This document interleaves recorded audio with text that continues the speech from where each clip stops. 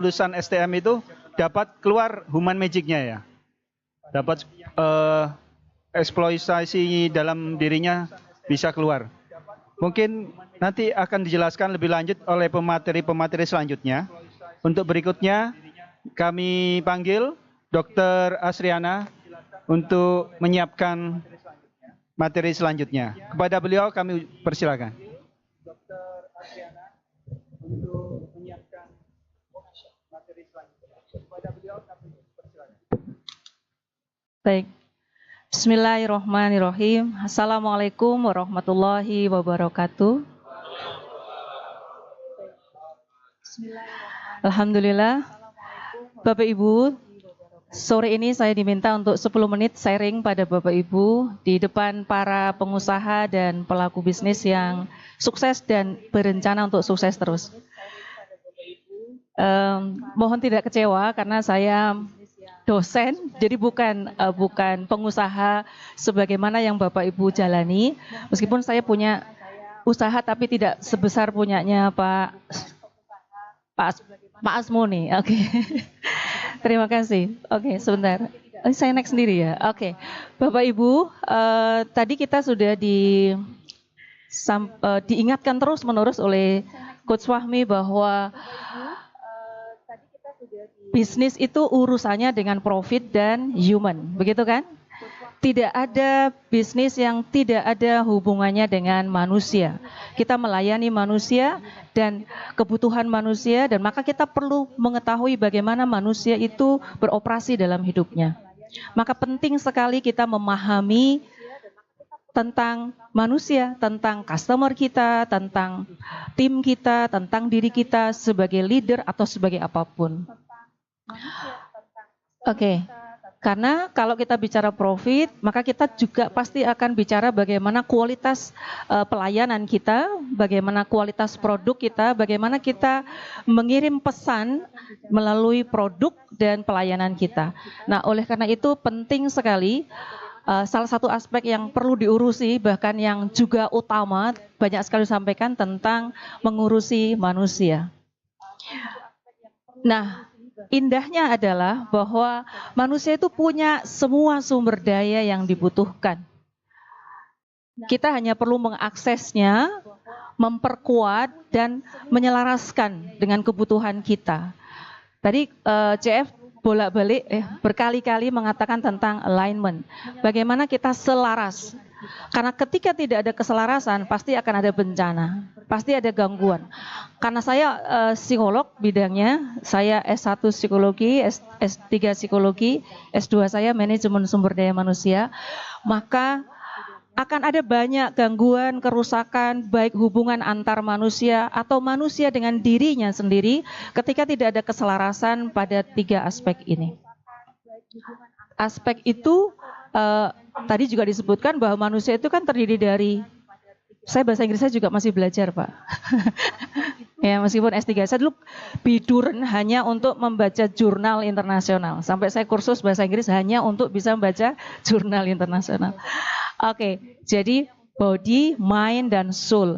Ketika 3 itu tidak selaras, pasti hidupnya tidak akan seimbang. Kesejahteraan itu nonsen, kesejahteraan batin, mental itu tidak akan tercapai ketika 3-tiganya tidak terurus dengan baik. Oke, dalam versi perusahaan, tadi CF mengatakan tentang big magic. Dalam konteks pribadi, maka human magic. Bagaimana kita semua mengeluarkan seluruh potensi yang sudah Allah berikan pada kita. Justru ketika kita tidak mengeluarkannya, mengasahnya melalui proses pengenalannya, maka kita dianggap sebagai kufur nikmat, betul enggak? Itu kan menutupi nikmat Tuhan dan kita tidak gunakan. Maka tidak akan ada pertemuan antara diri kita dengan peluang-peluang besar yang mestinya bisa kita peroleh. Oke. Bapak Ibu, di psikologi perkembangan itu ada hukum perkembangan. Ada 6 hukum perkembangan. Salah satu hukum perkembangan adalah hukum konvergensi. Perkembangan individu dipengaruhi oleh 2 faktor. Pertama adalah faktor bawaan, sesuatu yang dibawa sejak lahir, daya, kekuatan, apapun yang dimiliki, yang Allah berikan sejak lahir. Dan yang kedua adalah faktor lingkungan. Pada faktor lingkungan itulah maka kuasa kita. Dan disitulah kita akan dimintai pertanggungjawaban. Karena itu berkaitan dengan wilayah kuasa kita. Bagaimana kita memilih lingkungan yang memberi ruang bagi kita untuk bertumbuh. Bagaimana kita memilih rekan, bagaimana kita memilih teman, memilih komunitas, memilih guru, memilih pelatih, memilih apapun. Itu adalah kuasa kita. Nah, itulah di situ sesungguhnya penentu pembeda kita dengan yang lain. Secara alami manusia memiliki potensi yang sama. Perbedaannya adalah pada aktualisasi dirinya. Dan aktualisasi itu dipengaruhi oleh bagaimana dia masuk pada lingkungan-lingkungan yang memungkinkan pertumbuhan bagi dirinya. Itulah maka ada pelatihan, ada pembelajaran. Kalau kita bicara masih kecil, ada pengasuhan, ada training, ada segala macam. Itu adalah bagian dari kita mengizinkan diri kita untuk bertumbuh. Itu. Nah, ini tadi yang saya tadi mencatat langsung di sini ya. Selalu bahagia. Ini bicara tentang apa? Nutrisi jiwa. Kita tidak akan bisa melakukan sesuatu yang hebat, yang besar, kalau kita tidak melakukannya dengan sukacita. Betul tidak? Kalau karyawan kita panik, cemas, takut, stres dan sebagainya, bisa nggak mereka kerja hebat? Tidak bisa. Itu sudah begitulah manusia. Maka bahagia itu bukan nanti kalau sudah sukses. Bahagia itu adalah syarat untuk mencapai kesuksesan. Bukan kalau saya sudah sukses saya pasti bahagia. No.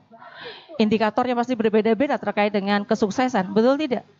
Nah, oleh karena itu bagaimana kita mampu membangun tim kita yang kemudian mereka dengan sukacita. Kan begitu. Bagaimana mimpi besarnya itu ada di dalam mimpi besar perusahaan kita. Maka mereka tidak akan pernah lari dari kita. Betul tidak? Ya, itu. Nah, dan jaga stamina. Ini penting. Ini yang stamina dalam makna yang mikro. Dalam makna saya, ya. Itu adalah bagaimana kita sehat fisik. Pola makan, pola minum, pola nafas, pola gerak kita, atau yang disebut dengan olahraga, itu betul-betul butuh diajarkan dan dilatih pada tim kita.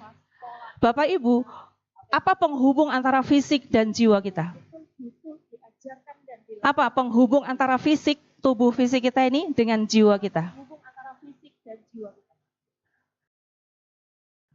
Nggak usah takut salah.